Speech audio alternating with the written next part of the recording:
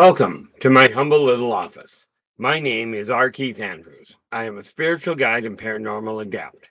The journey continues today on September 22nd, 2023 at approximately 4:23 p.m. PST. Now, I've returned to this world for one primary purpose, and that is to remind people that working together, we can make this a better world for virtually everybody. Now, I bill myself as a spiritual guide because the tools I offer are the exact same tools I personally use in my day to day life. And the philosophies of life I talk about are the precise philosophies I guide my life by. In addition to this, these same tools and philosophies have been shared with literally thousands of clients over the years with varying degrees of success, depending on their own personal efforts. Now, today, I didn't bring that up. Well, that would be normal. Didn't do that either. As we all know, I usually have things going a little sideways here, but let us bring this up. We are already active there. What do we got? And I will get that in just 10 seconds. We're apparently going to do this a little backwards.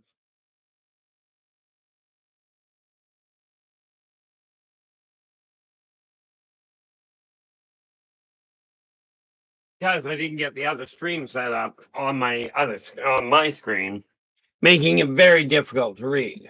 So let's just make sure that is it. Or nope, now it is. Oh, by the way, guys, if you would be kind enough, let me know if you can hear me, properly, because I just put a new mic on board. And yes, I can adjust it on the fly in this case. But I don't know. I know when I posted one earlier, Chad was kind enough to let me know it was a little quieter than normal, but that's when I figured out. Oh, perfect. Thank you there, football. It turned out I recorded the one on YouTube today. I recorded it without actually turning the volume up.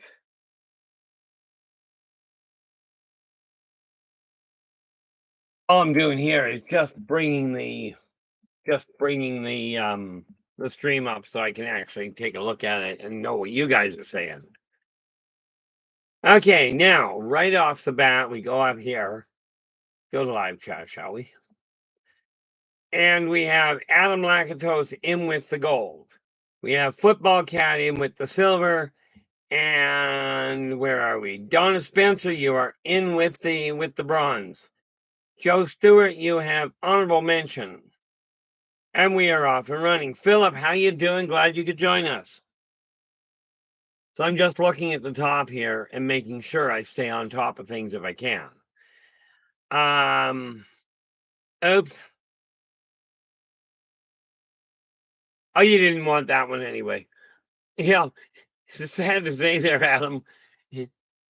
Sad to say. I used to look at I think it's the differential, that great big bubble on the back axle on normal vehicles anyway. I was trying to tell somebody where the damage was on a vehicle one day. Now, bear in mind, I am no mechanic.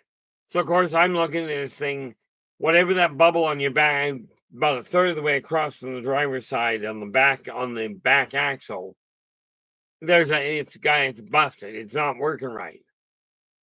And he goes, well, is that this item? I says, I have no idea. I'm looking at it. It looks like a bubble. You get to figure out what it is. What level do I have this at? Yeah, I've got the gain on this thing, on this new mic. Oh, by the way, there's the new mic I just picked up. Okay. Had my son install it. And then, had another chap take a look at it to make sure that everything was running right with the other programs.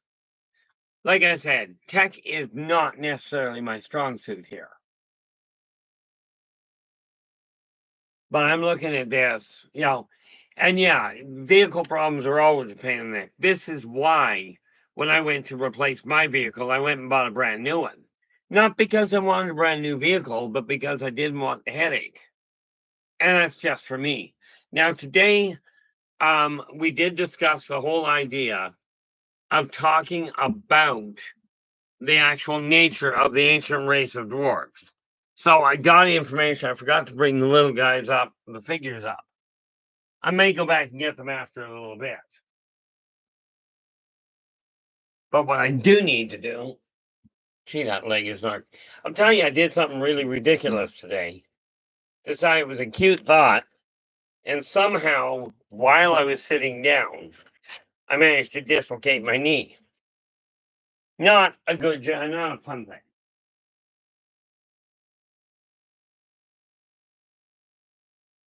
Okay, what do we got?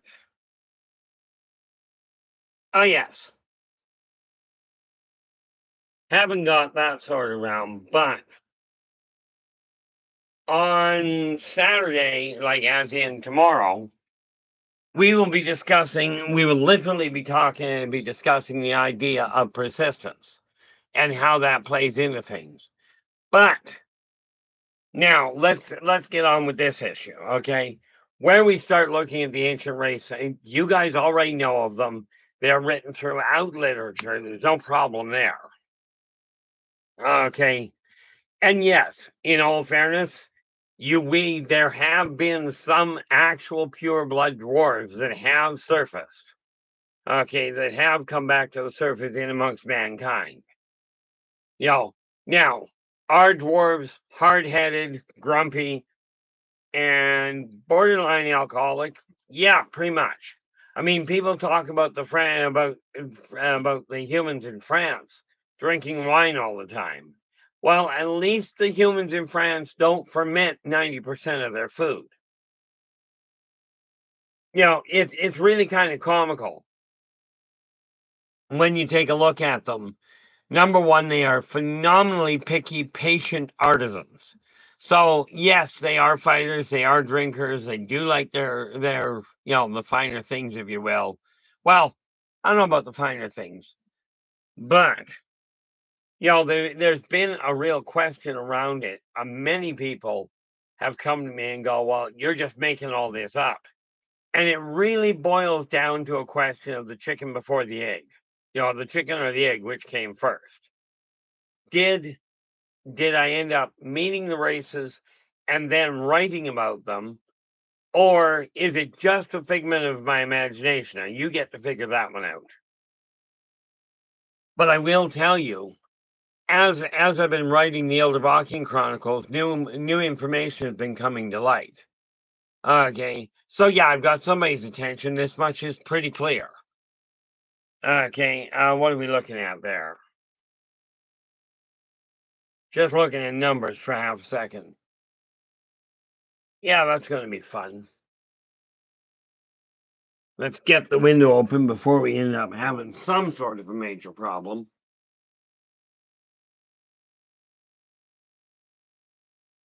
Bring that guy out of the way.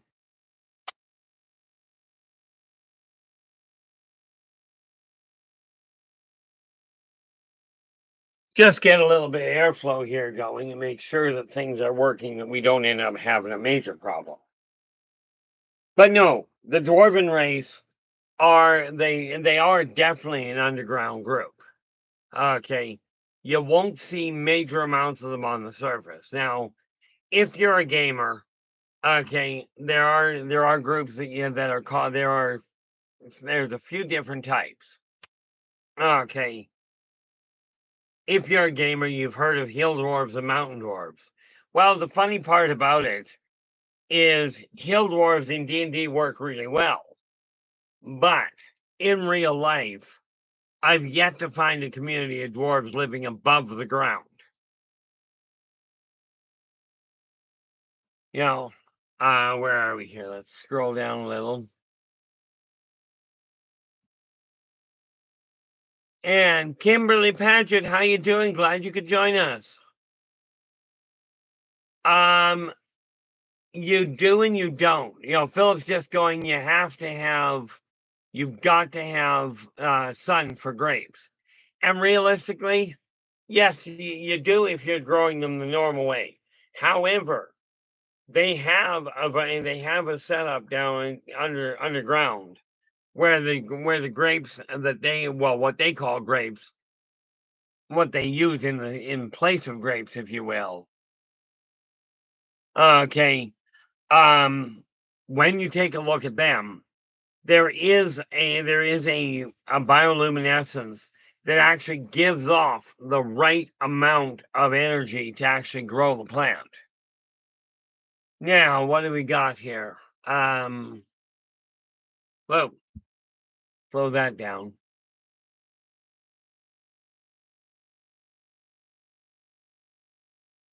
Tony D, how you doing? Glad you could join us. Philip, in answer to your question, have I tried leg yoga? I don't even know what leg yoga is, but I do know when you sit in the lotus position and try and relax, I will dislocate both of my knees like that. You know, my knee has been known to drop out of position just while I'm sitting here anyway, so that may be all there is to it. You know, so I'm just scrolling, but no, the dwarven community, you know, are the rumors about them, the mythology behind them is pretty sound. Okay. They aren't a tall people, but you gotta understand. They're not tall people because they evolved underground.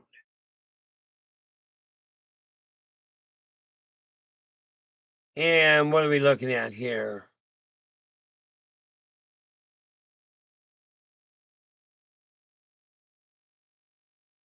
Well, in most cases, I strongly recommend like iVoices, how you doing? Glad you could join us. I'm just looking at this, and iVoice is going, Keith, what would happen if a human challenged a dwarf to a fist fight? Well, it's a lot better than challenging him to a headbutting contest. But the neat little part of it, okay, is the dwarf would be all over it like white on rice. Okay, because the dwarf will, you challenge him to a fight, he will absolutely get into it. Okay, but the odds are most humans are going to have a problem.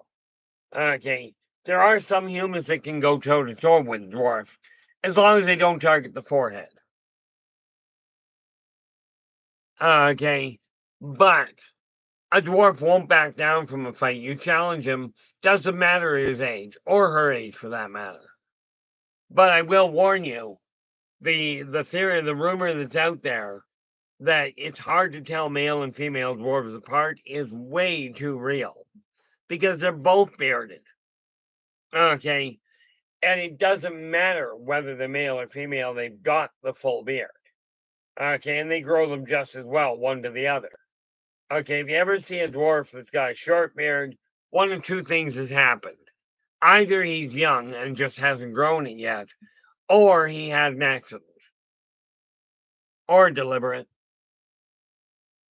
What have we got going on here? Yeah, you must live way north. I wish I had seen the one we got, the Northern Lights there. Yeah, I did years and years ago when I was still living on the coast. We actually had one year where I actually heard the Northern Lights. And I'll tell you, that's a sound you'll never forget. Um, See, I don't know what people I've been looking at that, Tony. Tony's going, what's gonna happen in 2027?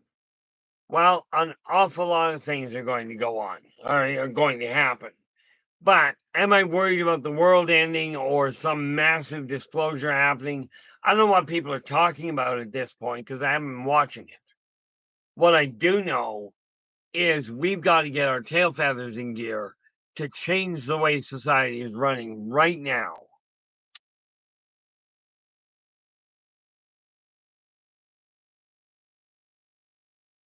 You know, because the fact is, if we stay on the path we're on, okay, society is going to buckle. It's done it before. We've done it to ourselves several times.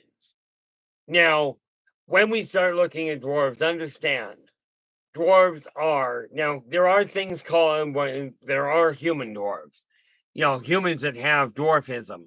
This does not mean they are a different race. Okay, it simply means they are shorter than the average human. Dwarves, on the other hand, are on the whole around the 4-foot mark, period.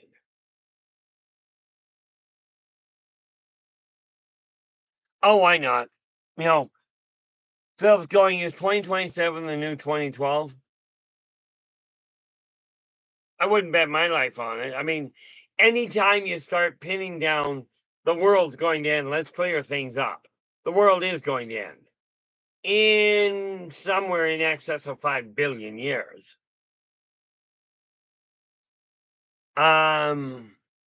Yes, this is very true there, Donna. Some human women with estrogen problems do have beards. Okay. It's rare that you ever find a dwarven woman without a beard. Okay, that again is a metabolic complication, but it's one of these metabolic complications that they kind of live with. Just don't call them any bad names for it, because they don't take it half as well as humans do.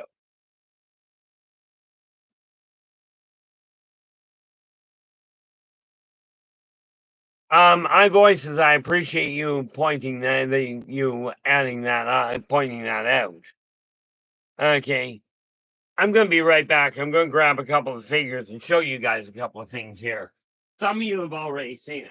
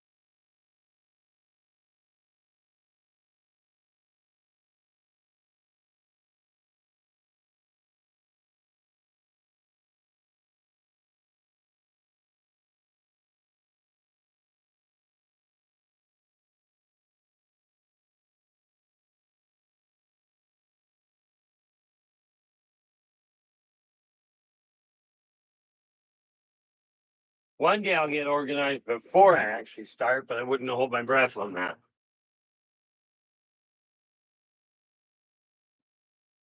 Now, here's the thing, guys. Okay, and I'm thinking I'm going to have to straighten this out. Where are we here?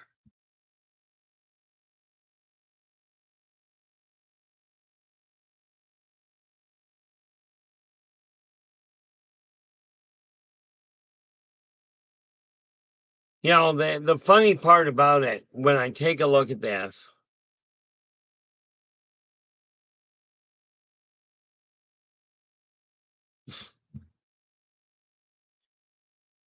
that's cute, Philip. Phil's going, I heard upon a hypothesis that hominid beards evolved to cushion the blow of being punched in the face. I hope you didn't buy into that. Okay. Yeah, I really hope you didn't buy into that. Because anybody that's got a beard and has been punched in the face, honestly, it doesn't cushion that blow very much. Where are we here? Now, to start with, when we take a look at this whole issue of humans, okay, of this idea that off-worlders are going to suddenly show up en masse. Okay. Now, and people wonder why the off-worlders don't show themselves to start with. Taking the idea that a human is only 6 feet tall. This is a figure. This one actually is specifically picked up as one of the characters in the Yldrbac Chronicles. I'll be painting her accordingly. But here is a Sarkon. Now, I showed this to you guys the other day. But for those of you that haven't seen it, picture what happens. There's a standard human. Now look at the size of her compared to a Sarkon. Now, can you see what kind of a problem this would create? Okay. Now I ended up doing this. And yes, these figures, much as they are, the neat part about it is when you take a look at the dwarves. Now, again, this is a figure from D&D, yes. But what they don't tell you in D&D, now you take a look at the size of that hammer. This is literally the size and comparison of the size to the dwarf. Okay. Take a look at the size of that hammer. And again, this is your standard human. This is what you're up against. Okay, if you're going head to head with these guys. They are not nice to play games with. Okay. So you take a look at that hammer. Now that's solid metal. And this is the strength you're dealing with because of the way they grow up. Oh yeah, he'll break both your legs by hitting you on top of the head. But no, dwarves really do have this neat little idea. Okay, dwarves have this idea. If you're not drinking and you're not fighting, you better be counting shiny things. The reason they like gold so much is not because of its value. It's because it is easier to coat your armor with, to make it stand out and to highlight your armor, to highlight your beards. It's easier to work with than gems are. Okay, to put into fine work.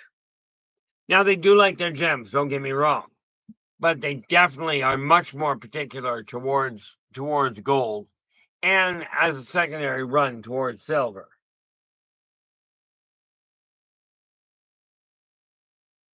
Yeah, I don't doubt that at all there, Philip. Philip's just saying, I am human, but definitely not standard human.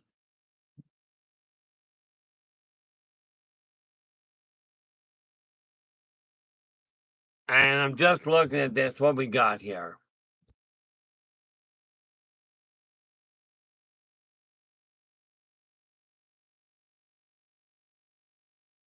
The neat thing is, when we take a look at hair on somebody's face, dwarves like their hair long. They take pride in the way their beard is. Okay. And they will grow them as long as they can get away with. As the one thing they're always careful about, though, because they quite often, yes, they work in the mines. I mean, let's face it, they work underground. Everything's a mine. But the moment they start moving, they start learning how to mine, how to dig holes.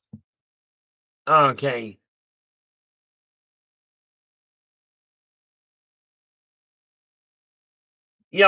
What we have to realize here, when you start looking at the dwarven race, there's a lot going on here. Hey, Shadow, how you doing? Let's see, move that out of the way so I can deal with this. And this guy can go back up where he sits up on top of my windowsill here. I just had to move him. Now, whoop. Brown Dwarf, how you doing? Glad you could join us.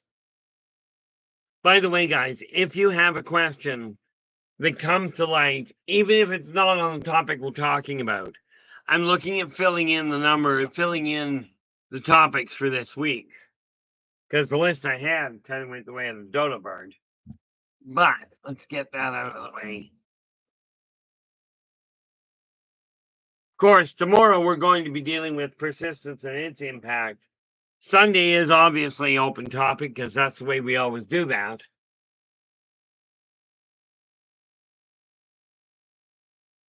Oh, where are we here? Derek, I appreciate that. I will certainly. Yeah, we get deliveries on Saturday. The neat part there, there are dwarven mining songs, and absolutely. Okay, I have literally taken to adding some of those songs to the Yldrbac Chronicles as well.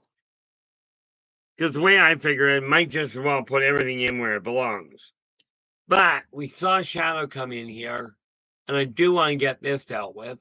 Shadow and Sun. This is the link to Shadow and Sun's live stream. And where are we? There it is.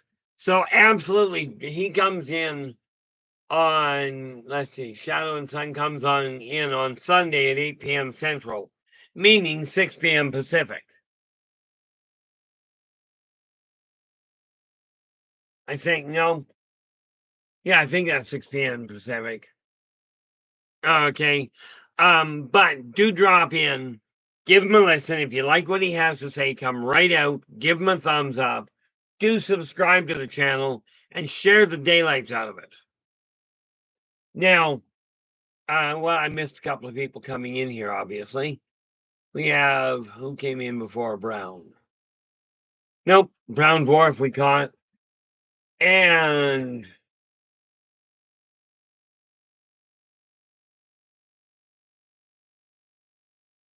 well, pretty much, Joe. Joe's just saying, I thought if a man was thick enough bearded, and scruffy looking enough, has a thick enough beard and scruffy looking enough, he doesn't have to worry about being punched in the face.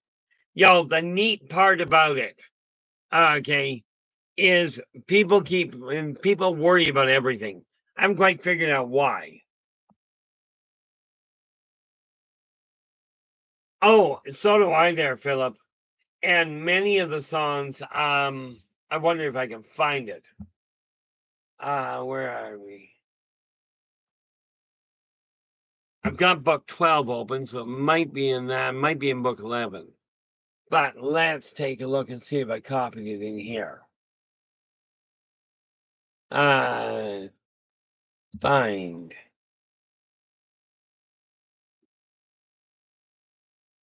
Up.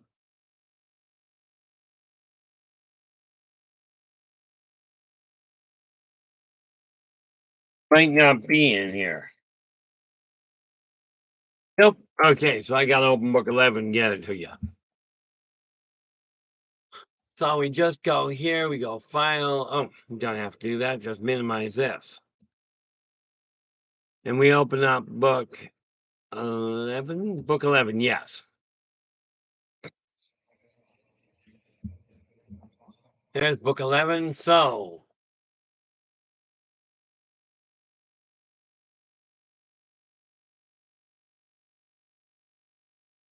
Okay, maybe it's in book 10. Hate when I do that. My guy have these open for later work anyway. So, it's book 11, there's book 10. Where does it open up? There we are.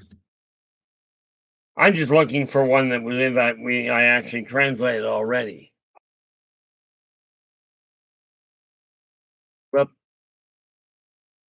Well, certainly won't find it that way if you don't spell it right.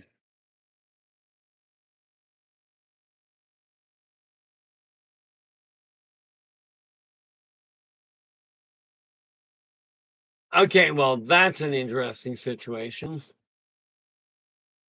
Book 10, book 11.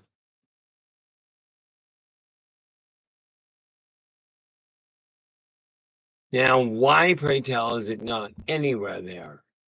Okay, I guess I'm not. Nope, that's a different one.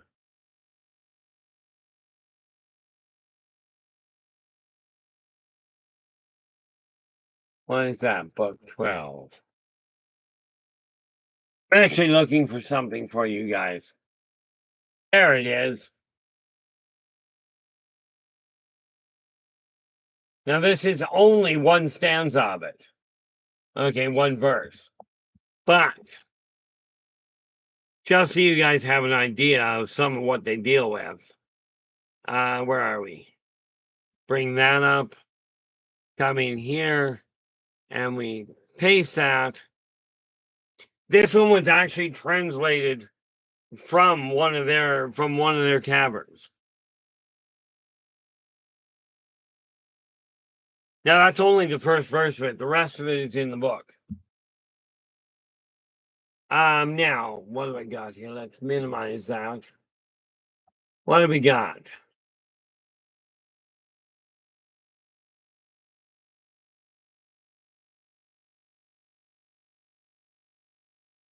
Shadow. Yes, I do actually remember Ravenloft. I took a look at them ages back. We didn't take to them very far, mind you.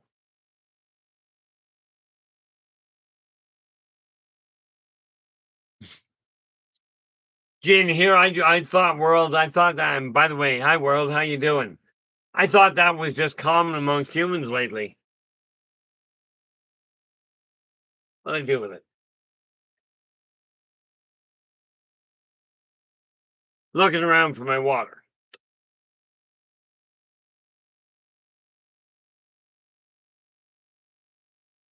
Let us see here now. We minimize this because I don't require it open just yet. But World is in the house here, so let us drop this link in.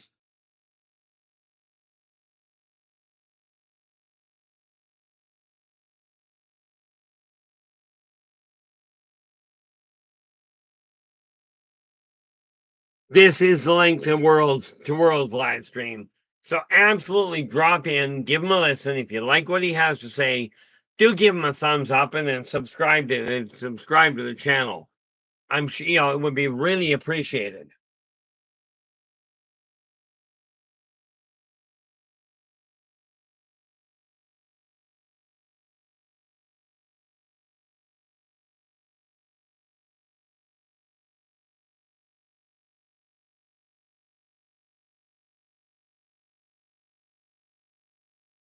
Ouch.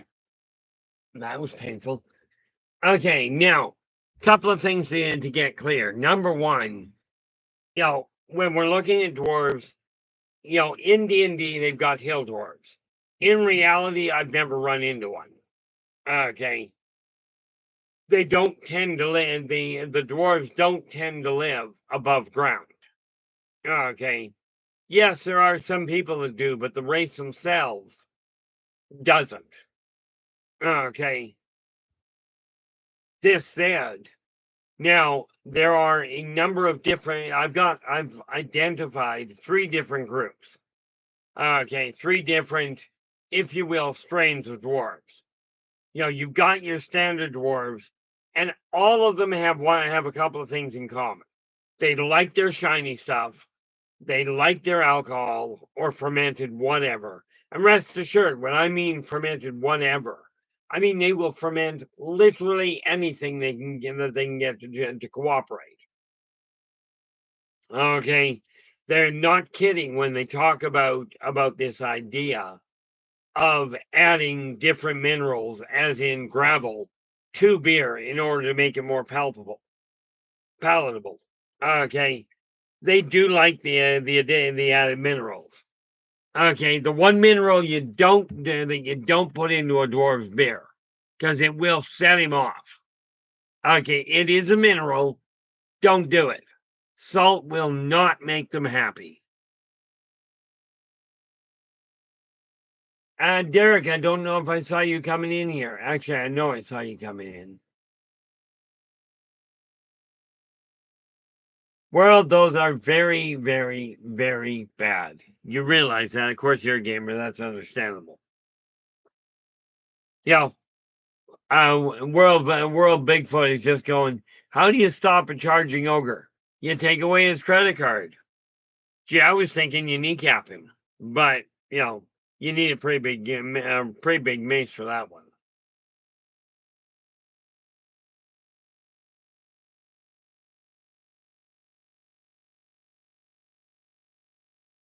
But we take a look at your standard dwarves, they are very rigid in their way of thinking. Finding something funny, they do have a sense of humor. It's a bit cockeyed, but it does work. Okay. But you've got the standard dwarves that meet all the normal criteria. Okay. Very powerful little individuals, obviously, because this is one of the, like I said, this is one of the few figures I've seen where they've actually got the right size for the maze. Now, here's the funny part about it. Okay. Oh, have to do it that way.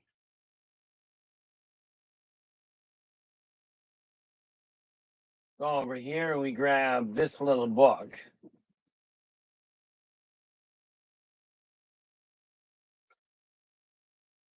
Okay, go over here.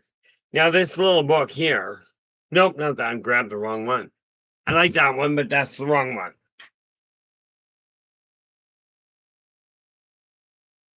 It's this one I should have grabbed.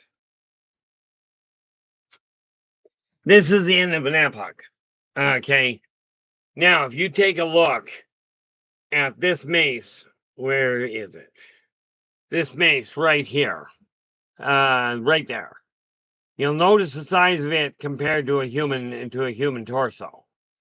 Okay. Now, we take a look at that, and then we take a standard human. Okay. And this is one of the few figures where they actually got the size of the weapon right. But look at the size of the weapon compared to the human torso. Okay, as you can see, little on the big side. So we are talking about a race that is very strong. You gotta remember, they see quite nicely in the dark.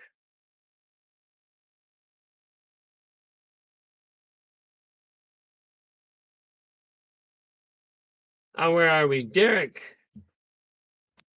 is going, I'm taking a break from SOR for a bit business reasons, but I'll be around other sites. Oh, okay. Well, sorry to see you taking off, but that being said, we do have to take life into consideration.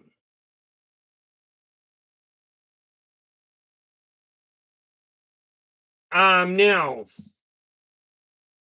what do we got here? Derek's asking, what is your favorite mythical creature? Well, personally, I do rather like the dragons. Okay. But there are a few of them that rank up there. Like the one thing I do get a kick out of, is I've always liked horses anyway. I've been afraid of them my whole life.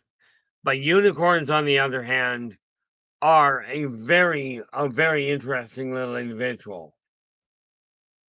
Oh, that would make sense. Yeah, Derek's just going, I'm starting to go to work or go to sleep earlier because I'm going back to work next week. Yeah, you definitely have to be awake before you go to work. This is definitely a necessity. Like last night was bad. Because I sleep at really, really stupid times. I got to bed at 11:30 last night and was back up at 1 o'clock this morning. Needless to say, I ended up working for a few hours and going to sleep. I'm trying to get into a slightly more stable pattern. So far, it's not working that well.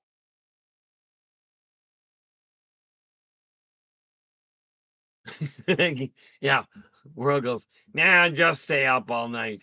That's a good idea. Absolutely. Absolutely, iVoices. Dragons are like every race. There are good and bad dragons. There are good and bad people. There's good and bad orcs. Okay. Yes. And this is one of the funny things about it. In world's just pointing out in D&D, all black dragons are evil. Absolutely. Until you get me as a game master. At which point, all rules go out the window on that regard. And the reason for that is because I'm a firm believer that number one, not any single race is inherently evil or inherently good. But much more importantly, when you take a bunch of player characters and they're sitting there going, "Oh, it's a black dragon, it's evil, let's attack." What do you do when it turns out it's a good dragon? I mean, a friend of mine, we were going through a dungeon and we saw this little mallard duck come around the corner, right? And we're walking through the dungeon. We're like, what the heck is a mallard duck doing underground? And then it quacked and set off a fireball to say, and set off, well, it was literally dragon breath. It breathed fire. Not fun. Yeah, that'd be an idea. world goes. Then you stop attacking. Simple.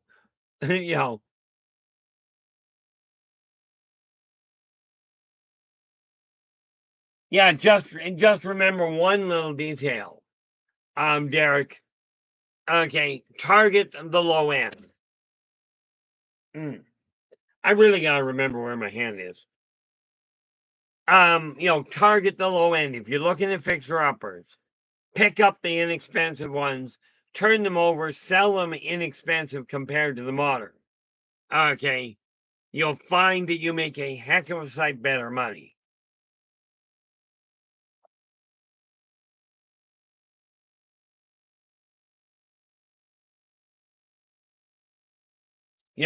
When I look at this, like you take a look at the dwarves.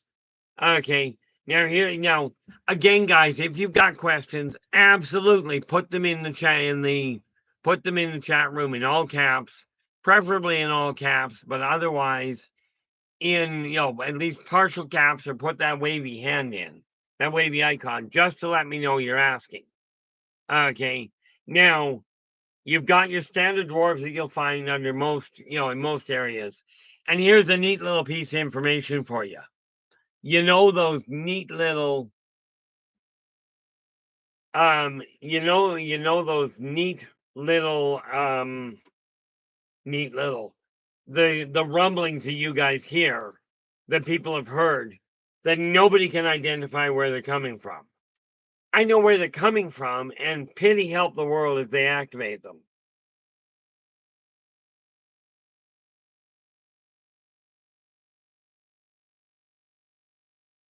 Okay, let's go. Stop moving down that for a minute. What I found is this. First and foremost, they range in the sound that you're hearing, that hammering sound that people are going like, where is that coming from? That is dwarven machinery moving into location. And before anybody goes there, why doesn't echolocation mark it down? Why doesn't the x-rays that mankind have show it? The reason is because dwarven runic magic works very well creating the appropriate image. Net result, you don't find them. But here's the purpose of them. If they are going to war, if they get called to war, they will drop your cities out from under you. Okay. Now you know what a sinkhole is. I'm presuming you know what a sinkhole is. These guys will take a city, and let's say there's a factory or a building that they want to leave in place. They will organize things so that when they drop the city, that one building will still be there. Problem: if your one building is sitting on a pinnacle on a mesa in the middle of a sinkhole, you may have a problem getting in and out of it. But in their eyes, at least the building's still there. Okay. So, I mean, but you've got the standard dwarves, which are your massive majority. But then you've got the dwarves that go way deeper. These guys don't like the light, period. Okay. If they come out when dwarves come out in the light, they can adjust to it relatively well. I mean, if you think about it, their eyebrows work as very, very good sunblocks. I mean, when they come out in the light, they simply furrow their brow, and their eyebrows work as a sunshade. But you take a look at the Korbor. Okay, the Korbor, they are called that because that's where they live. They work amongst the magma flow. Okay, that is where they do all of their work. That's where they live. They come out, they are almost blind without some extra help. They're almost blind in broad daylight. And it is way too cold up here for them to stay put. They will sit literally, they'll literally sit right on the edge of a fire pit in order to even remain somewhat warm. And then now those ones, brilliant artisans. And they are, when you take a look at the creative side, at their artistic ability and their gem cutting capacity, It's the Korbor that are the leaders. They are the ones with the real strength in that department. Okay. Now they will intermix with standard dwarves, absolutely. But Korbor are a lot more temperamental. Okay, that's just the way that they are to start with. And then you've got the other group, and these are the ones that are difficult. Korbor are great artisans. Okay, as far as gem work goes, your standard dwarves really concentrate on stonework. Okay, but then you've got the Denzigor. Now the Denzigor they're an offshoot race. They are dwarves, but they're tiny little guys. Like literally, a standard dwarf will stand at about the 4-foot mark. A Denzigor, if he breaks 3, he's tall. But they will carry 3 to 4 times their weight, meaning between 2 Denzigor, they can literally carry in excess of a ton of stone. Now, to be honest with you there, Derek, I don't know offhand who the most famous dwarf in Dwarf King is. Okay, I do know who the most famous dwarf is amongst the dwarven people.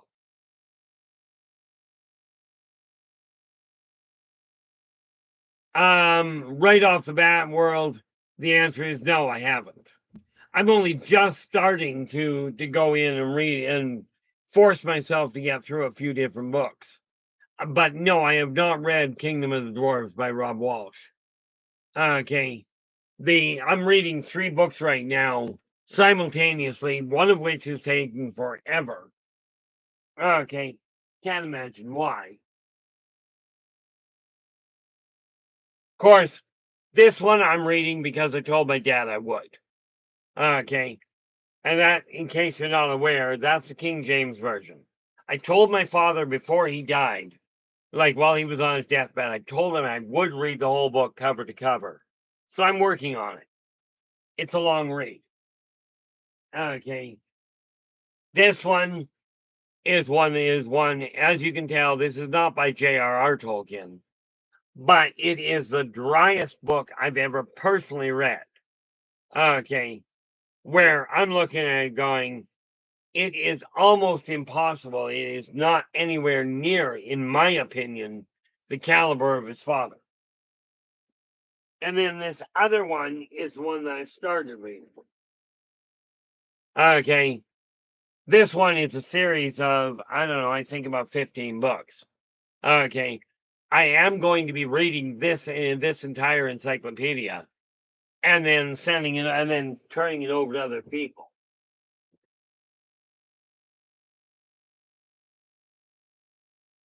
Where now, Philip. Oh, let's hear. Susie B, how you doing? Didn't see you come in. What do we got here? What do you think is the purpose of the dwarves showing you their village that appears out of place in the forest? Well, the purpose of that, if they're showing you, first of all, if they're showing you a village, number one, it's built to literally literally, if you will, mislead people. They don't live in villages in the forest. They live under them. Okay, but if they're showing somebody a village, it is. Oh, I will get to that in just half a sec there, world. Let's stop that from moving. Finally figured out how Dave keeps the questions back. But when they're showing a village, it's because they're trying to make contact with you, with the person. Whoever it is has a definitive attachment to Earth. They know it, and rest assured, the Dwarven people do know if an individual is working to protect Earth or to at least work within our own confines. Okay, so they may be reaching out to say hi. They aren't a bad people. Little grumpy, certainly.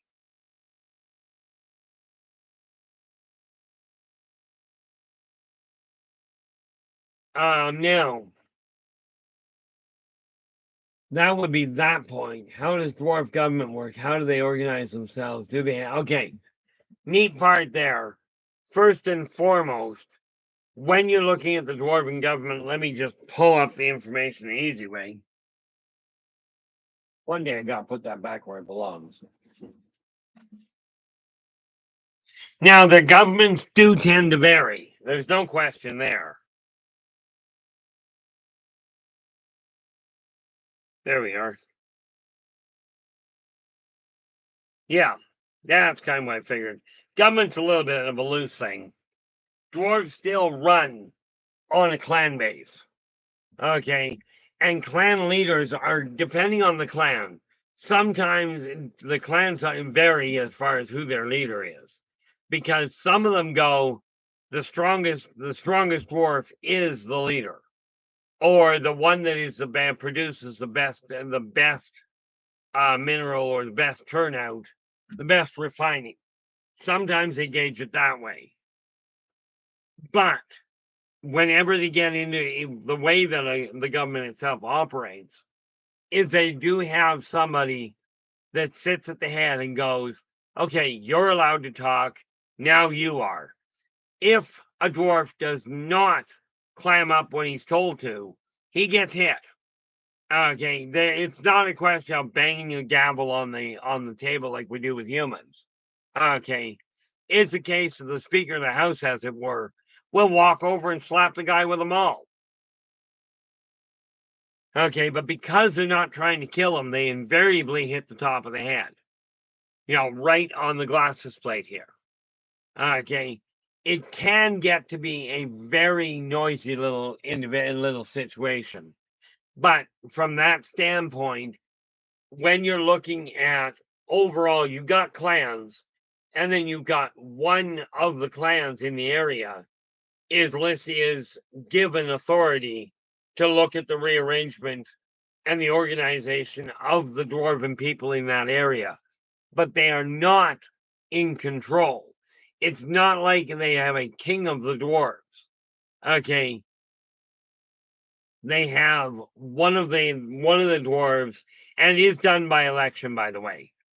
One dwarf will get put into the Speaker of the House position, as it were, in order to have some semblance of continuity, of organization, if you will. You got to remember, these are a very gregarious people, and the one big difference between human government and dwarven government is in a human government or a human meeting, they tell you no alcohol, period. You don't bring alcohol to a dwarven clan meeting or to a governmental sit down, you're going to have a fight. Okay, it's just that simple. Now, answer that one. They don't what you call they don't have let's try that again. Philip, dwarves don't have an order of knights. Okay, but they do have a way of going, okay, you're a better fighter. They do, on the other hand, have a group of berserkers. Okay, and berserkers just won't quit until they're literally dead. But the thing is, you don't train to be a berserker. You're born that way. With knights, you train and you become better and more versed and what have you. And that ain't the way they work. Okay. You got to remember, there is no such thing as politically correct in dwarven society.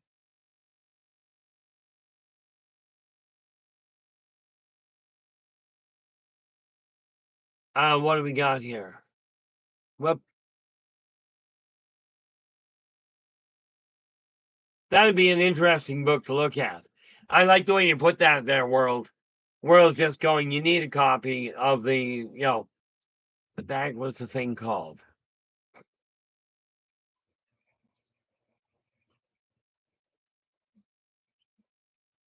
There we are.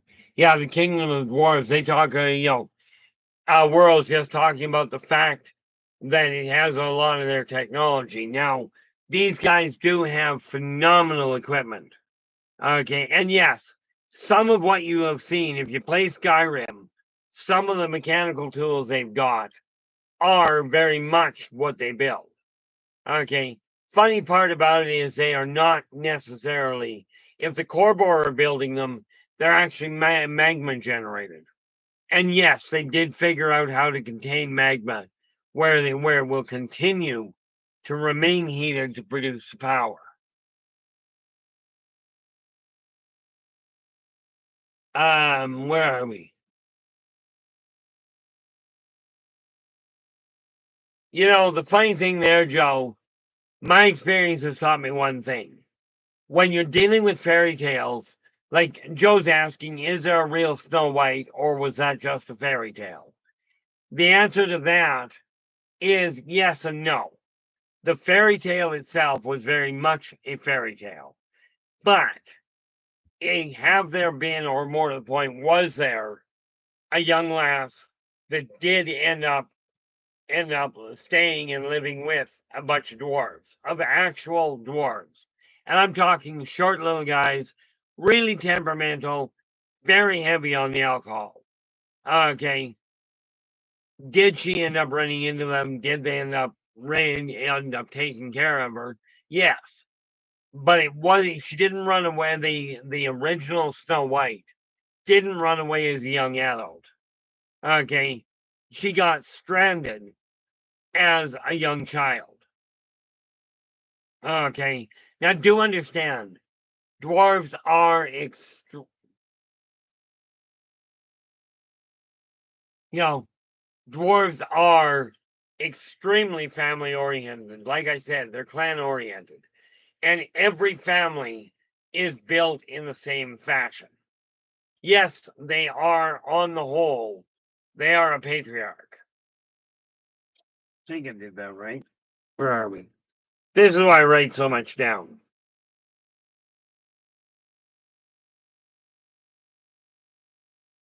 Yeah. Yeah, the dwarven community is patriarchal. They do not, it's not that they see women as less. It's that they are built that it's just were built that way because they started off as a warrior class. That's unfortunate, Joe. Now, hopefully your screen has come back. You know, a lot of the things that you read about in fairy tales, in mythology, much of this is real. The only thing that I find is that every now and again you come up with somebody writing about a group of dwarves that are really, complacent, really good natured. I have yet to see this happen. I mean, they're good natured as long as you take good nature for what it is with them.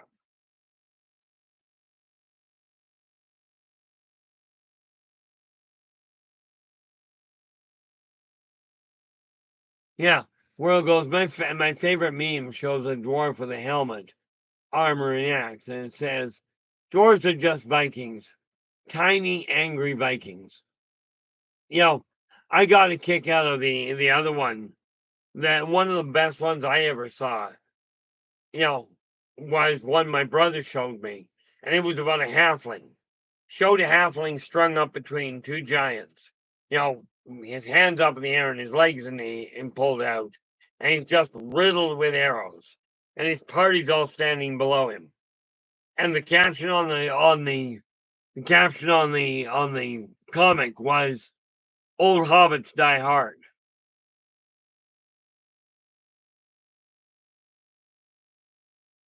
Honestly, Philip, I've read very little. I used to when I was younger. I used to read Anne McCaffrey, Piers Anthony, and I did read 12 of the Robert Adams books. Okay. I was not a heavy reader growing up. I'm starting to look into reading it. I've still got a copy of the Game of Thrones here. I've barely even opened the cover on it. But I have decided that it's time for me to start reading, especially given the fact that, well, let's face it, I've got a lot on the go, but I got to do something to take my mind off it periodically. Funny thing is, I'm just looking here, Philip. You're going, have you read Anne Rice's fairy tale books? Anne Rice and the, Hans Christian Andersen, and who are the other fairy tale boys? There are a lot of those old fairy tales, the children's stories, that were just absolute nightmares. Okay. But you got to also remember that they all tell a story. Now, the dwarven community is a wonderful thing. When it's very gregarious. Like they do party, they do sing, they do dance. Not well in many cases. I gotta ask you, what pray tell is sleep reading, Philip? I mean, as it is, I only sleep a few hours a night. But what I don't know is what sleep reading itself actually is.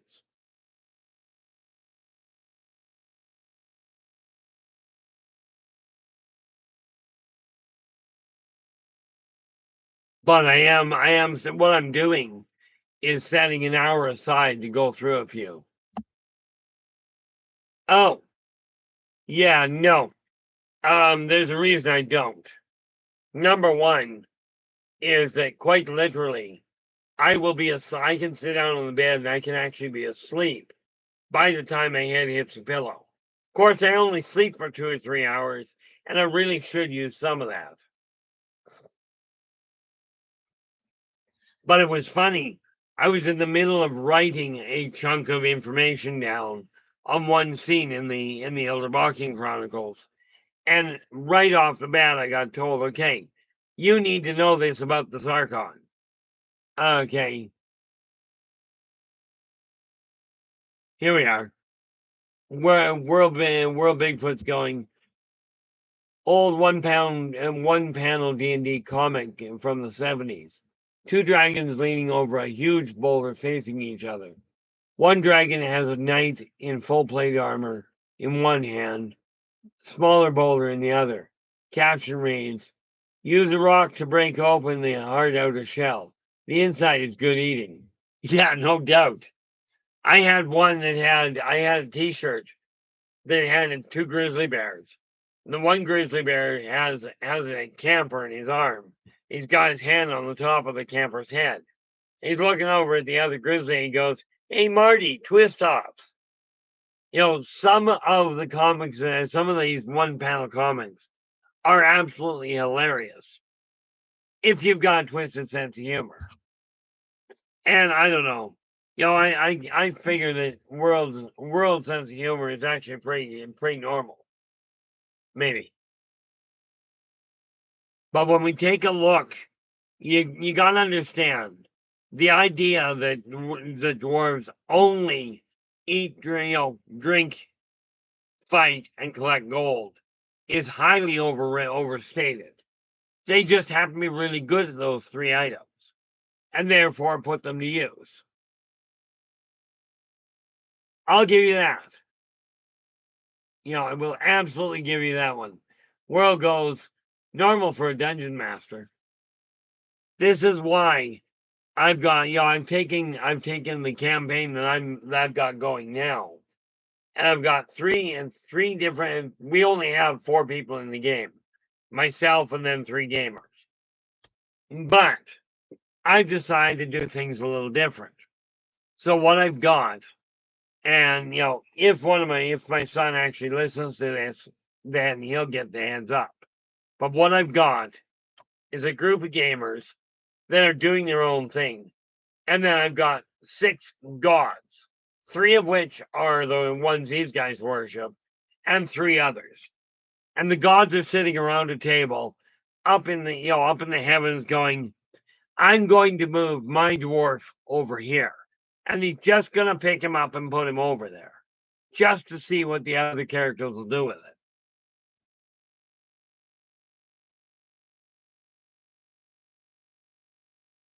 Well, the good news there, Philip, is in the Yldrbac Chronicles, there's a rock band called the Peacemakers. Their drummer is a dwarf. Okay.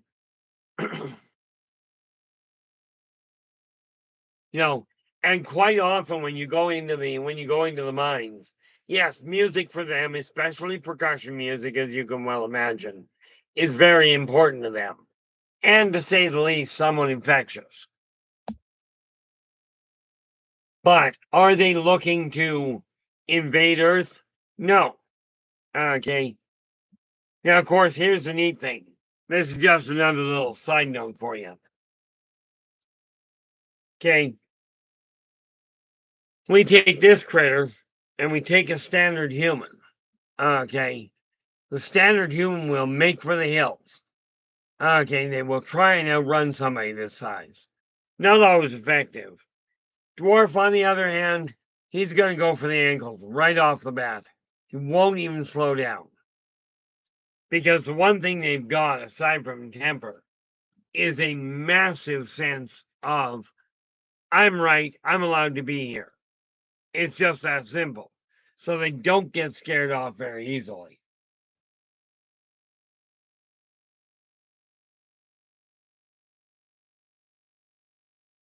Yeah, the pan flute is a wonderful little instrument. Personally, if it's played well, I like the Scottish bagpipes. If it's played poorly, it sounds like somebody's literally throttling a cat.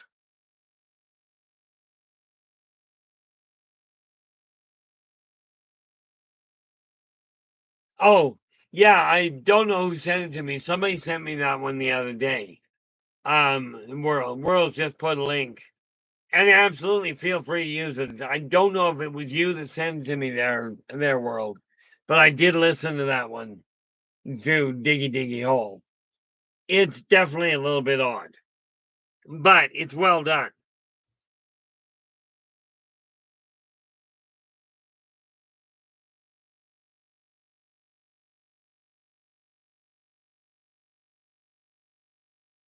I will take your word for that, world, but yeah, ultimately very correct. You know, a set of bagpipes is just, if you don't know how to play it, it's scary. Okay, the other thing that I have seen, and I watched this one day, it was funnier than heck, right? I literally watched a band, there were 8, 9 dwarves in this band. Okay, but the settings, 8 of the dwarves sat down, 8 dwarves sat side by side. The ninth dwarf would walk along behind them, and he had a small hammer in his hand. Not a maul, just a small hammer. And these dwarves would sit there and they'd open their mouths.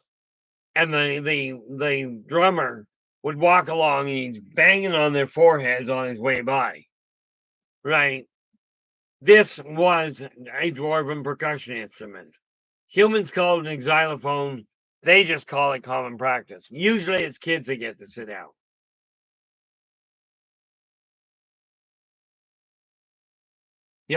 But they do have a very vibrant culture.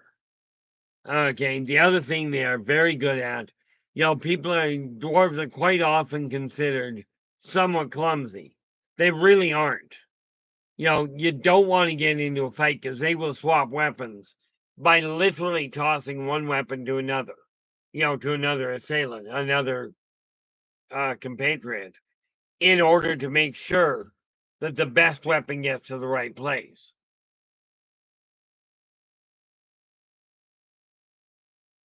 Oh, here we go. We now have our music aficionado in world. The reality of it is we have a lot, and there's a lot of things you can learn from dwarves, not the least of which is they are acoustic.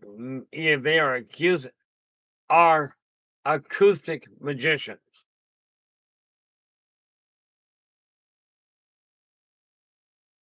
One thing you may not realize about their halls, yes, they're very expansive, but they are also built in such a way that you say you hit certain stones, and you will send a warning throughout the kingdom, in a heartbeat. And then it's kind of like the old watchtowers that humans had, sitting on top of the hills, where they'd light a fire that you could see for miles. Dwarves do it with noise, with percussion.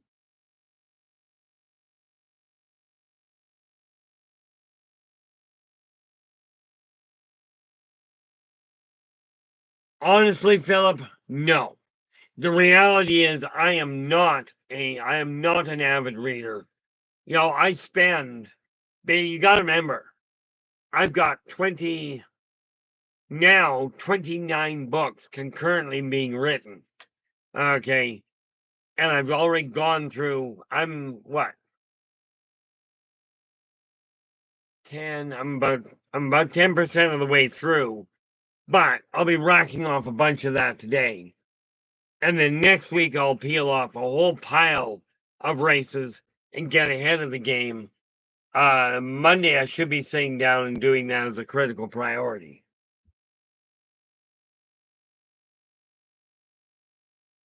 But the fact of the matter is, with writing as much as I do have a tendency of getting a little carried away. And of course, with what I have to deal with now, Iwax goes, I'm the fiddler on the roof. I learned to play piano and organ, but I only took 3 months of both.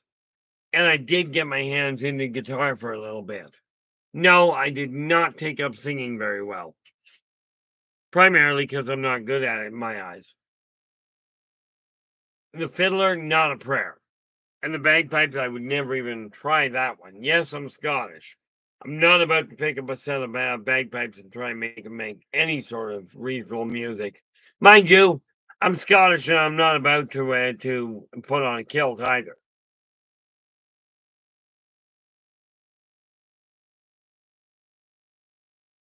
But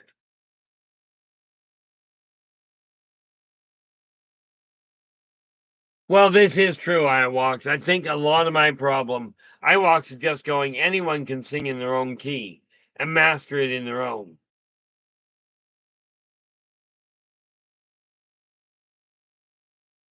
You know, I presume my biggest problem in all likelihood was growing up. I used to get told I couldn't carry a tune at all and kept getting told to knock off the singing when I did.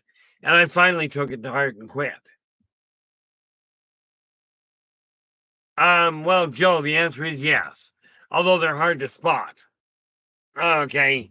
There are real female dwarves. There are also fake female dwarves, by the way. But yeah, I was thinking that, Philip. But no, there are female dwarves. These guys do not just produce, it's not like they produce by what is, forget the actual name now. Okay. But it's not like they just suddenly split and become another dwarf. They are a natural well, I'm pulling blanks on words today. They have two genders, period. Now, this doesn't mean they all dress the same. Bigfoot, how you doing? Glad you could join us. And where are we here? We do not see this young gentleman in here very often, but this is the link to Bigfoot Michigan Bob's live stream. So absolutely drop in, give him a listen. If you like what he has to say, give him a thumbs up. Do subscribe to the channel and share the daylights out of the thing. And where are we? Oh, I will have to take a look at that. As a matter of fact, let's just make sure it got here. I pop that open.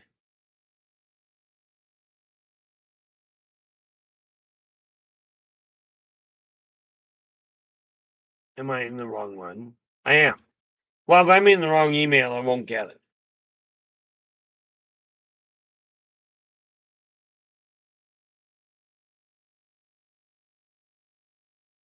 Okay, did it end up in spam by any chance?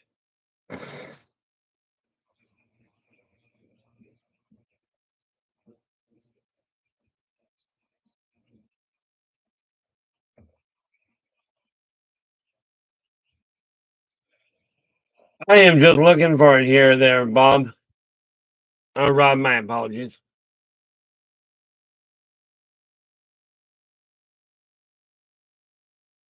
Okay, because I'm looking at it here.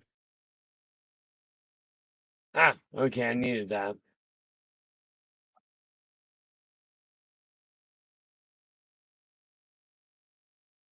Oh, okay, well, that would explain why I'm not seeing it there. I will have to go looking for it. Because it may well have gotten missed. A month ago, things were really rough around here. But let's shrink this down and get back to where we were.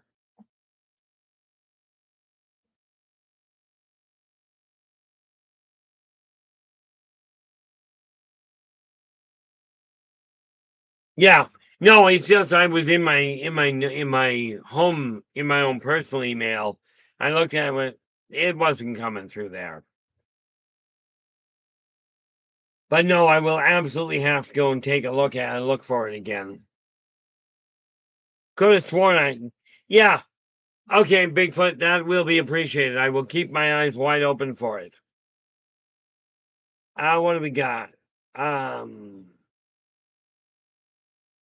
Now the nice little part when we start looking at the dwarven race, do understand a lot of the mythological races that you know about are real races.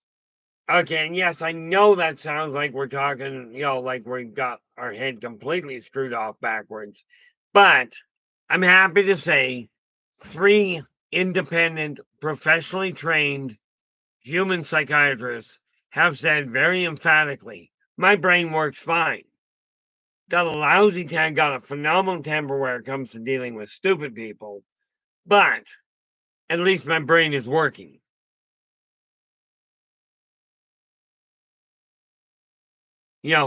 But when I start looking at the different races, I've got to get this stuff sorted out and down on paper. Paper, digital doesn't matter. I will be sending out the from my standpoint, yeah, they're pretty much it's pretty easy from my end. I mean from my end. You have a good night there, Derek. Thanks so much for sharing your time with us. Really do appreciate it.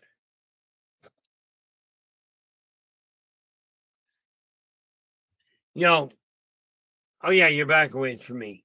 Am I certain that the shrinks were human? Well, let me put it this way: their heartbeat was right, and aside from one, they all held about the same level of understanding. The one was a rather remarkable individual, you know. But the important factor from my end was whether they were human or not didn't really matter. What did matter was legally they were trained as psychiatrists, and legally they all came back and said, no, mentally you're perfectly fine. This means I don't have to worry about the vertical bar scene. That would be the big thing from my end.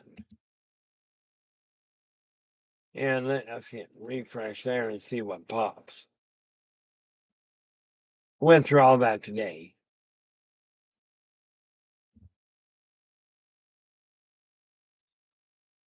Now, the nice part about it, okay, when we start looking at these different races, understand humans, and you're going to love this one, humans are by and large more tolerant of different races than other races are.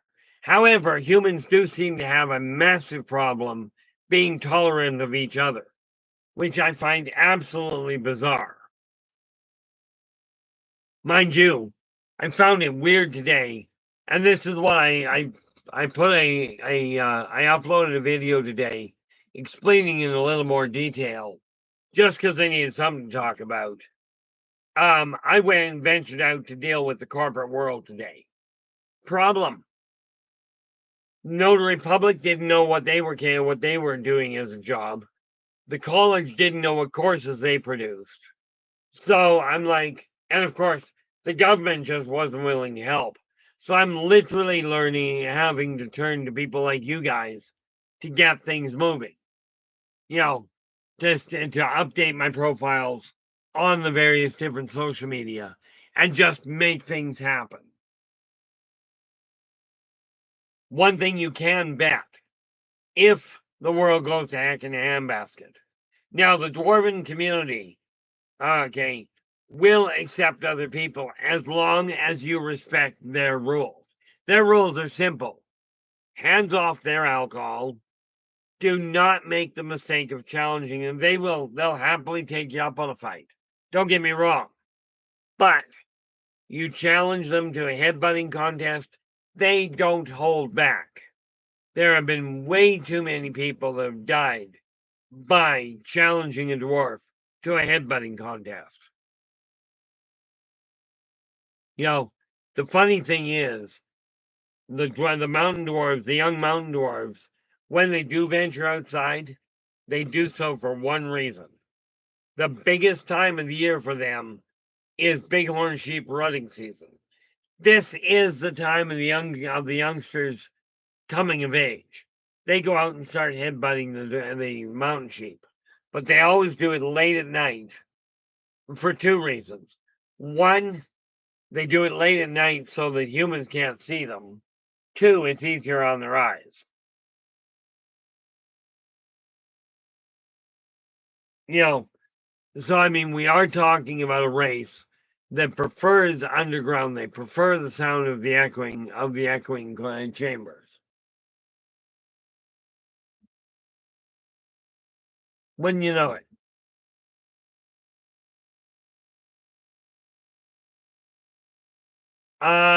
Well, it's a great way to get yourself killed.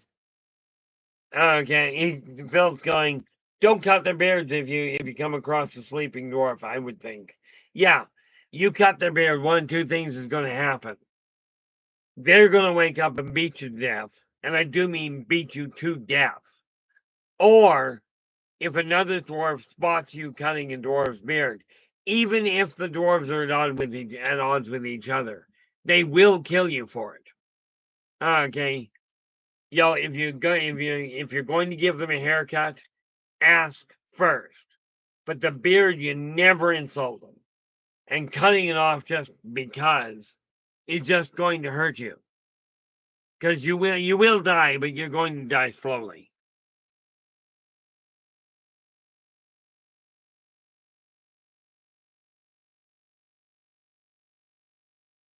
That's just the way they are. But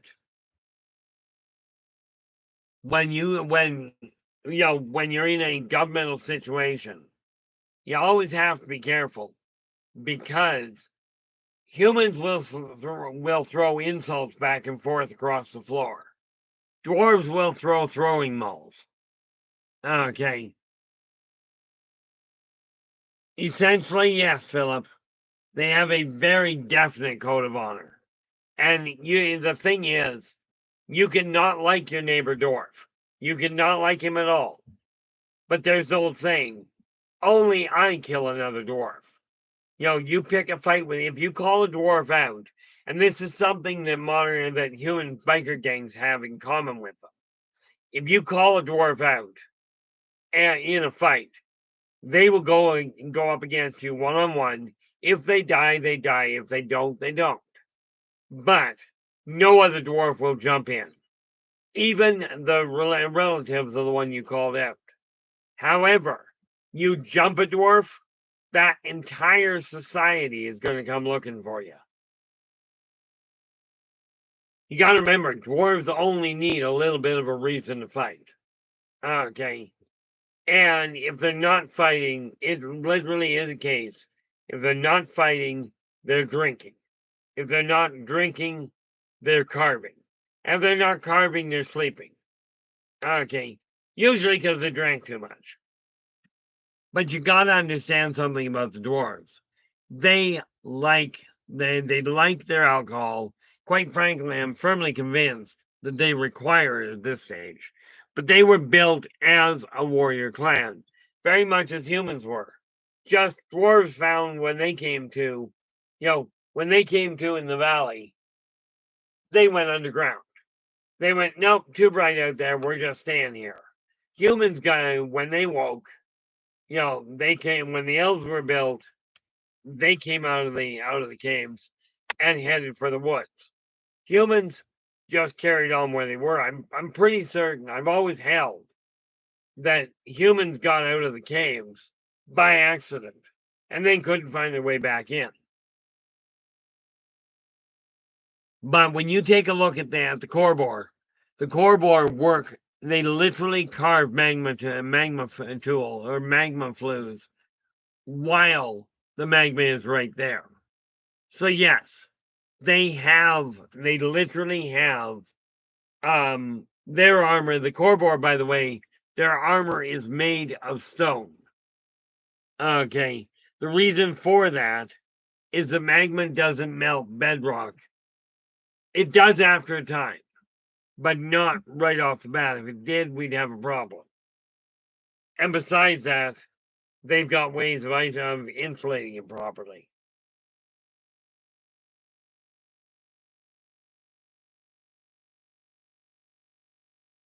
But when you look at the core bore are they're very artistically inclined. And if you leave them alone, they're really happy. You start interrupting them, you may have a problem. Dancigore, I wouldn't call them happy, but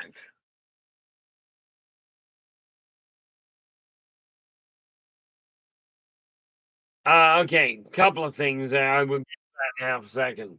The Dancigore they really don't register happy or sad. They're just very, very cut and dried. They're very stoic, very one-dimensional, emotionally speaking.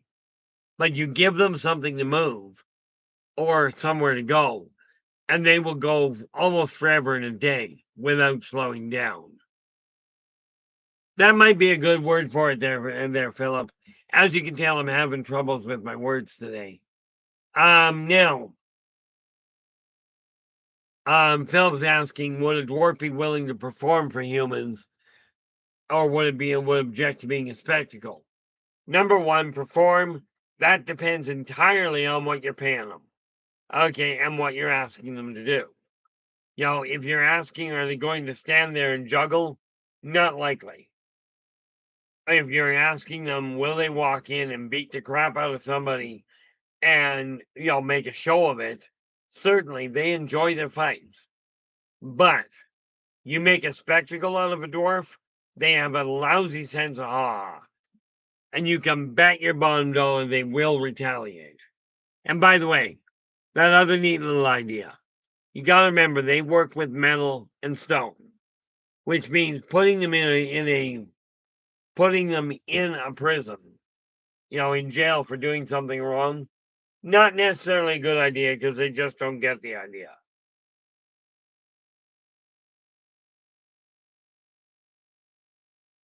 But the best punishment for them from any dwarf versus human MMA, there's only one problem. Sovereign, how you doing, by the way? Glad you could join us.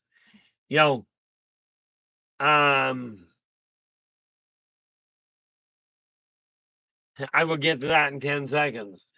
Philip, dwarf versus human MMA won't happen for one reason, and that, in all likelihood, it's very hard to find a dwarf that won't kill you during a fight, because that's how they tell the fight is over. Okay, it's not like, oh, we're going to fight to first blood. That's just not part of it. But in MMA fighting, Humans prefer humans to walk out of there alive. Dwarves see them as an opponent, and therefore you don't want to get locked in a cage with a dwarf. Now, Sovereign's just asking, they enjoy fighting? Is that where the Fighting Irish came from? No, the Fighting Irish, well, I don't know where they came from, but the Irish undoubtedly, because the Irish did run into the leprechauns, absolutely. Leprechauns, by the way, their actual name is the Etuari. Or more to the point, the Etuari, if you pronounce it right. Compared to the average 6'5" male, well, let me put it this way. Your normal dwarf, if we're looking at a standard dwarf, okay, and we're talking about just an average every day, not one that's been working out, they will quite readily bench press 200 pounds without even blinking. Okay.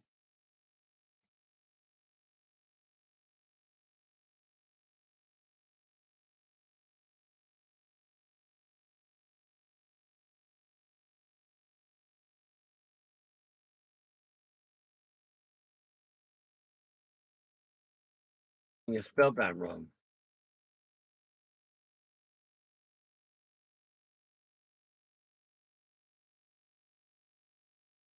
Semper Fi there, Black Dragon. How you doing? Yeah, the average dwarf will bench press a 200-pound, 200-pound load without a problem. You take a look at the Densicore, though, who are only like 3 feet tall. Okay, they will lift 500 to 600 pounds and not think anything of it. Of course, in all fairness, they don't actually think much.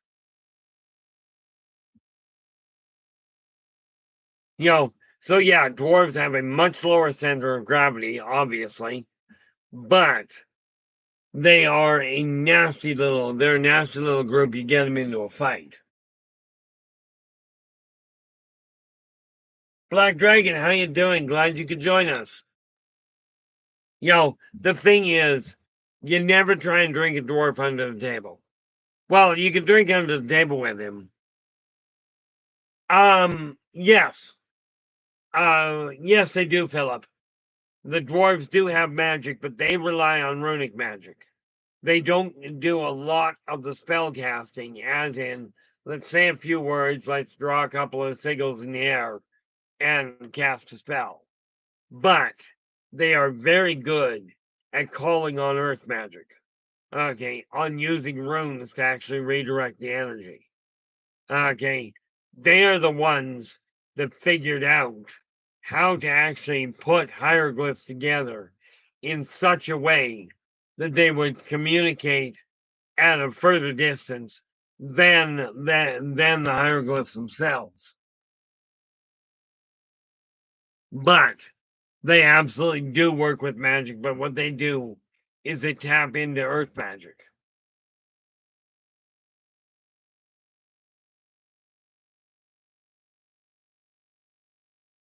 Yeah, Sovereign's going, do they use flutes and why are they big on flutes?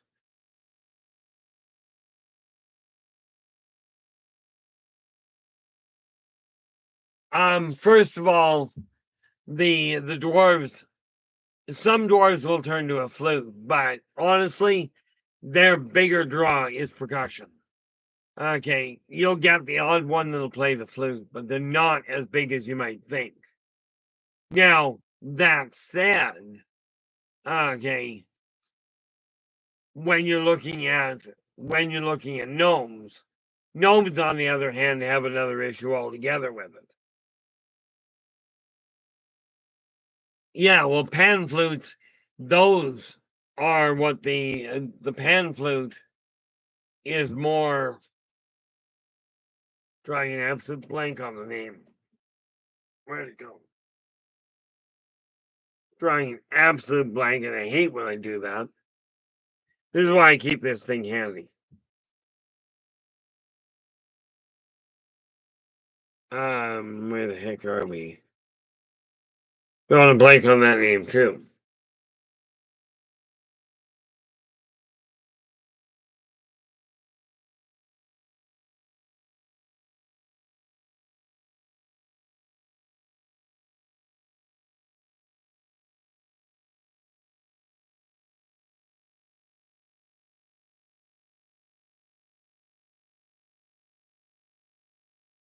Why am I pulling a total blank here?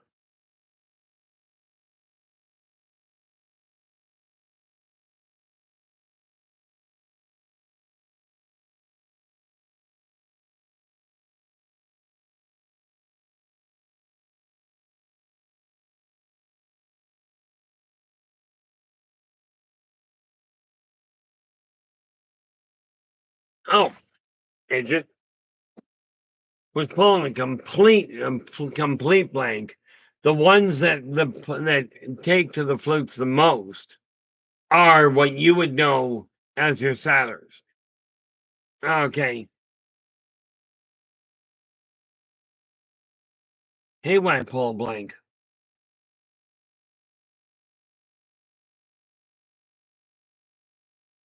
Ultimately, yes. Sovereign, basically what you're looking at, and clearly I can't do this. Okay. But they work out what they're dealing with.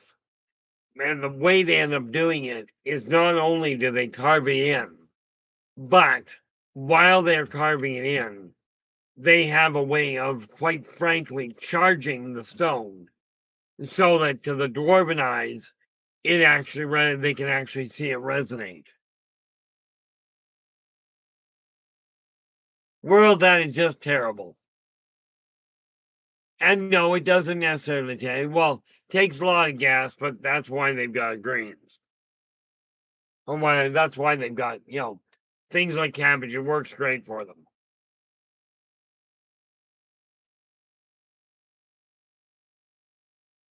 But no, dwarves did come up with one. They did produce one of the first rock bands. You know, but they do enjoy partying. You know, there used to be a saying when you look at hockey years ago, and people would say, "I went to a hockey game and a fight, or I went to a fight and a hockey game broke out." Same thing happens with a dwarven fight. If it's amongst clans that are essentially getting along, it's a great way to get the blood running. But when you're looking at the hieroglyphs that we're talking about, okay, they line them up. It's got to do with the angles between the hieroglyphs, or actually, as you point out, the petroglyphs. Okay, but they are literally designed, and it's not just on this wall. If you've got hieroglyphs on this, if you've got your petroglyphs on this wall here, and they're and they look like they're sitting flat, take a look at the angle of the bottom of the petroglyph, because you may have another setup here that is not readily visible that this one's feeding off of. Because what it boils down to is an echo chamber.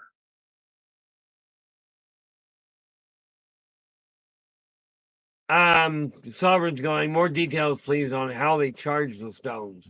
Do they make it turn malleable so they can easily carve, or are they using plasma lasers and such?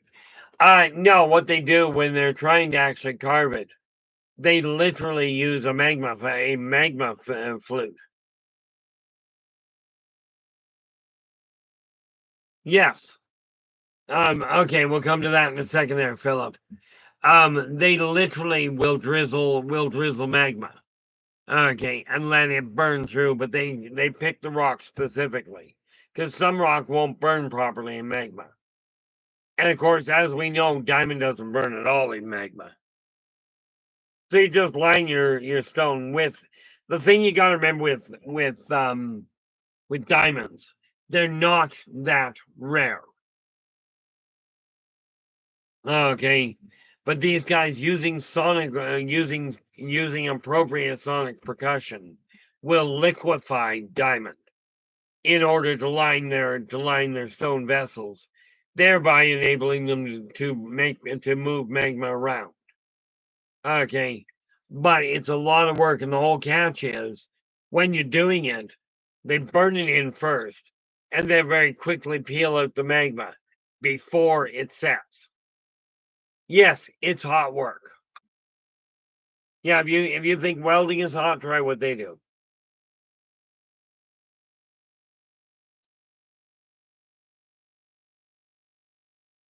But yes, Philip, a Saturn like Mr. Tumnus in Narnia.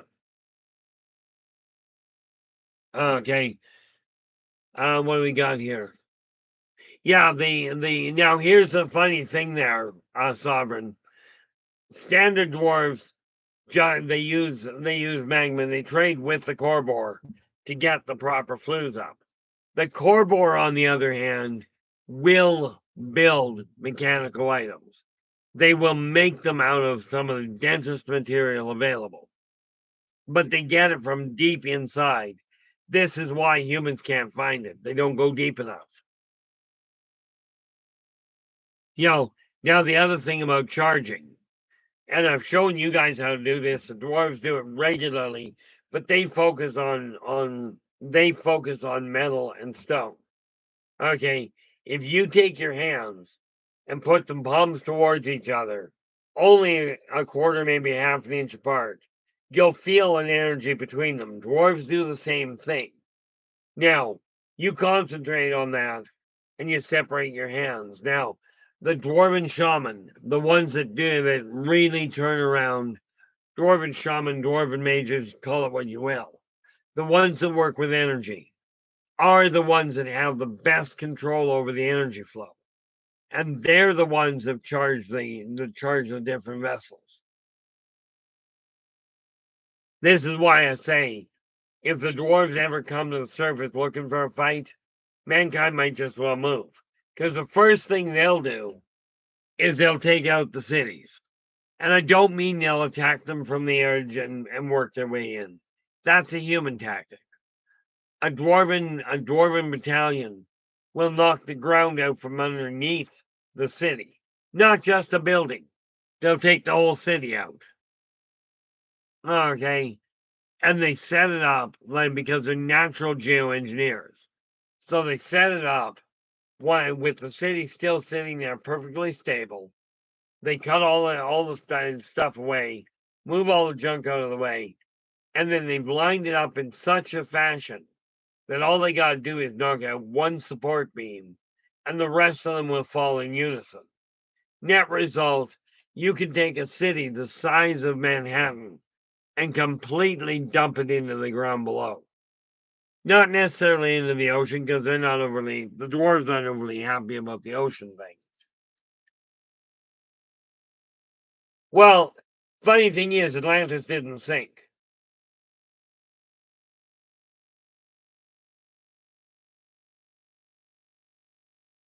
Yeah, Atlantis never sank. That's why they're having a problem finding it. Atlantis that I'm aware of, number one, I know for an absolute certainty it took off. Okay, number two, that I'm aware of, it actually had 12 satellite cities connected to it around the world. Okay, but the central hub, what you knew as Atlantis, was there, but it didn't sink. It launched.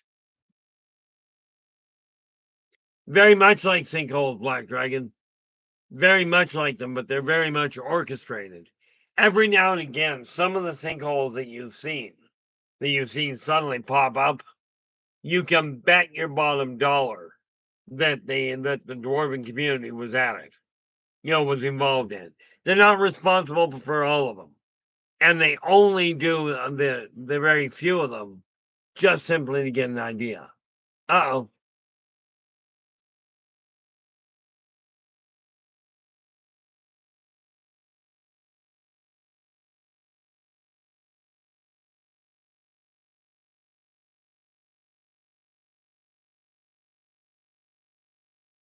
Oh, missed that one. Okay.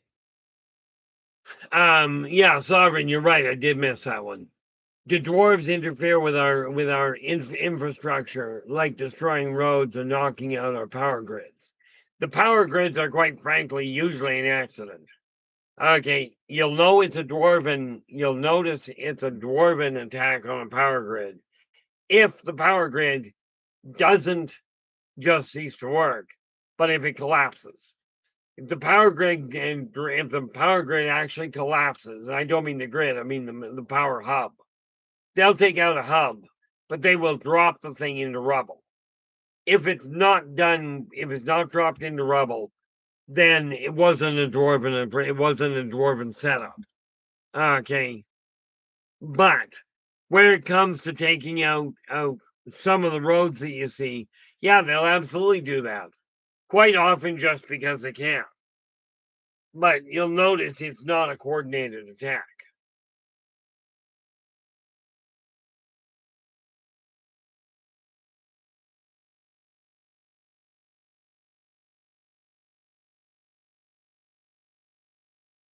But the other thing you got to remember with the dwarves is if they start a coordinated attack, they've been underground long enough and they know enough of the people down there to coordinate it with other races. Okay. Nice part about it, if you're one of these people, there's a few of you that I know of that go out of your way to try and help take care of the planet. Those people the dwarves are noticing are being informed of. Yeah. And when I said the Corvor, okay.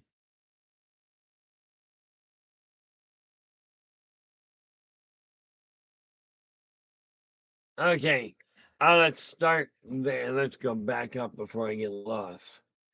Yeah, world, when we're talking about the Darrow and the Tarot, or for that matter, the Druger, okay, those are the neat part about it is they have I'm pretty certain that when you're looking at the Darrow, they were basically based on the Corvor. Okay. I'm not sure I've heard the term tarot before. The Darrow I have, but I don't think I've heard the tarot. Okay. But that being said, there are different classes of races. The only one I know, classes of dwarves. The only one I've never heard of, period, is of dwarves setting up on top of the ground. Okay. For them that doesn't work. And the idea of setting up in a dirt hovel will not work at all. It's got to be a stone base. Now,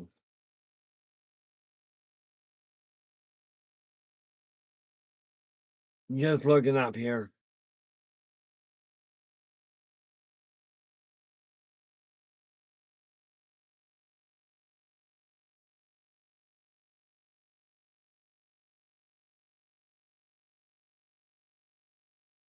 Well, that's the funny thing there. Okay, I'll get to that in a sec. Sovereign, you're asking, do I happen to know who or which races are responsible for shattering glass into little tiny pieces? Those undoubtedly, from my standpoint anyway, there's only two races I can think of that would do that. Now I don't know for certain, but because of the type of work you're talking about, with the Corvor's artistic talent, it would make sense. Okay.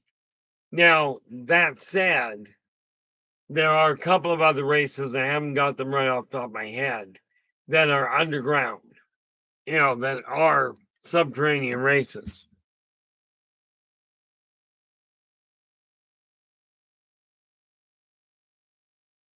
Oh, yeah. And I don't think I've got the name right off there. No, I'd have to go looking for it. But the race you're referring to, where are we here? Yeah, Philip. When we look at this, at the road being moved to make it safe from a troll attack, doesn't exactly make it safe, just made it harder. It just makes it safer.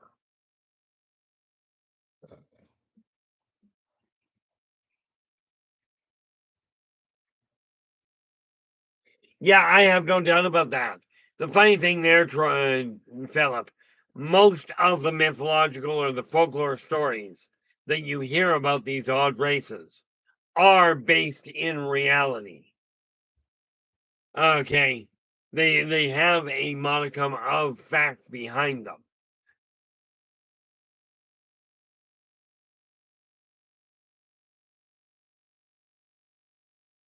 Okay. Now, that race, the race you're talking about there, Sovereign, with the elephant features. Okay. I've actually already got a spot for them in volume 2. Okay. And yes, they are very definitively underground. But it's not just elephant ones. There are many of the races of terrestrial, animals that have a sentient counterpart to them.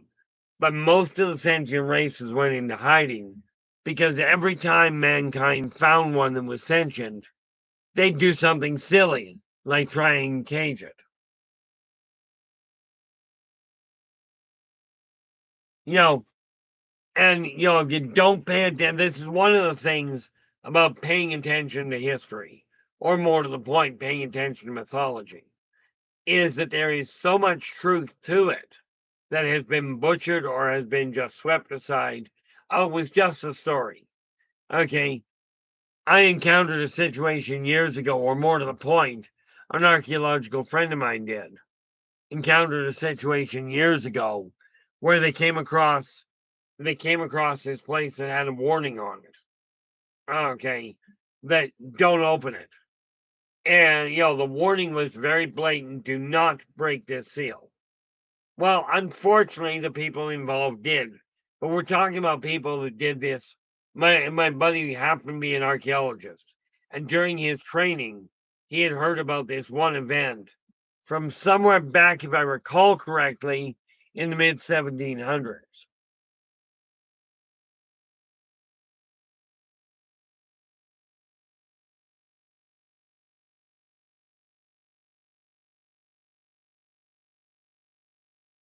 Yeah, many of the mounds that we're talking about, so many people are destroying the artwork and the artifacts, going, we don't want that here. It's just not good.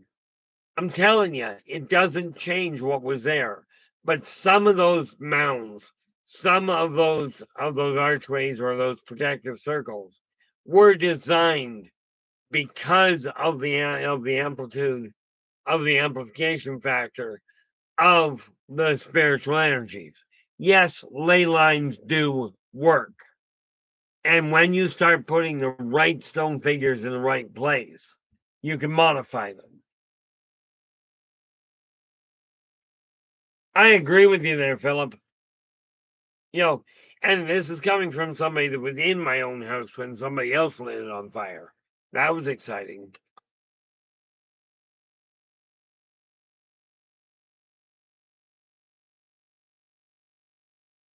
But no, destroying the ancient artifacts, destroying the information.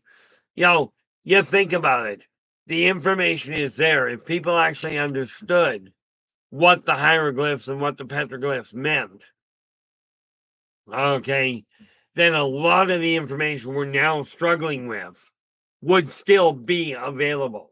But people aren't paying attention to what was written. They're looking at it going, oh, they were all from the Stone Age. They didn't know what they were doing.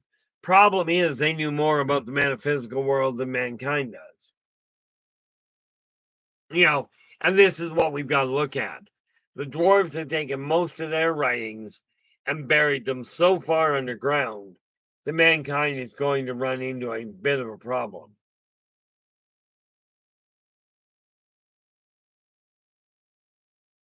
Okay, now, Sovereign, two questions. Or not two questions, but 2 points. The telluric currents work because it is literally part of the subquantum neural net. Okay, how can you create an artificial ley line? You literally have to charge the area around it. But you got to remember, you're charging an area that's going to take, because it works on temporal field, you're going to be taking several years to make it. Now, ley lines run around the world, but you got to remember, the ley lines came into existence as the world was being built. Okay, now, should we build artificial ley lines? Not somebody's brightest idea. Okay, that's kind of like asking, well, gee, should we salt the ocean with sodium? Not necessarily a good idea, although it would be entertaining in some senses. But no, in my opinion, until you understand what you're actually doing, and I don't mean just the how to build a ley line, I'm referring to what are the long range, and I'm talking centuries long range implications of establishing a new ley line.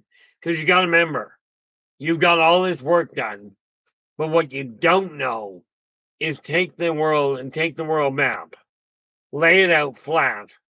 Okay. Once you do that, now add a line and see how it affects every one of the other ley lines.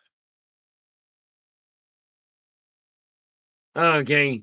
So is it possible to do it? Yeah, but somehow I don't think humans are quite capable yet, which is probably a good thing. But I am glad you asked that important question. How do you do it? What are they? How do you do it? Should we do it? Okay. Now I will tell you what does work and works on the same principle as ley lines.